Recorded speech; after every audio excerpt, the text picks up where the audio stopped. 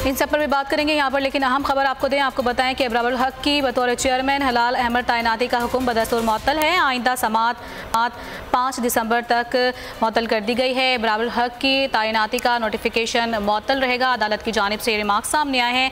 विफाक ने Islamabad high court से जवाब जमा करवाने के लिए वक्त मांग लिया है।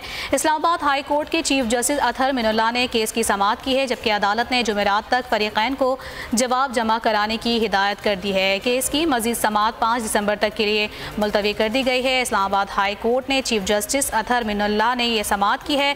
इब्रारुल हक की बतौर चेयरमैन हलाल अहमद तैनाती बदस्तूर मुअत्तल रहेगी।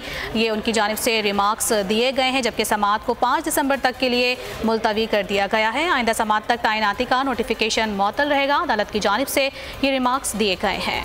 5 दिसंबर को अब इस केस की समाअत होगी। अदालत वफाक ने इस्लामाबाद हाई कोर्ट से रुजू करने की बात की है। अहम खबर आप तक पहुंचा रहे हैं। इस केस की समाअत अब 5 दिसंबर को होगी। इब्रारुल हक की बतौर चेयरमैन हलाल अहमद तैनाती बदस्तूर मुअत्तल है।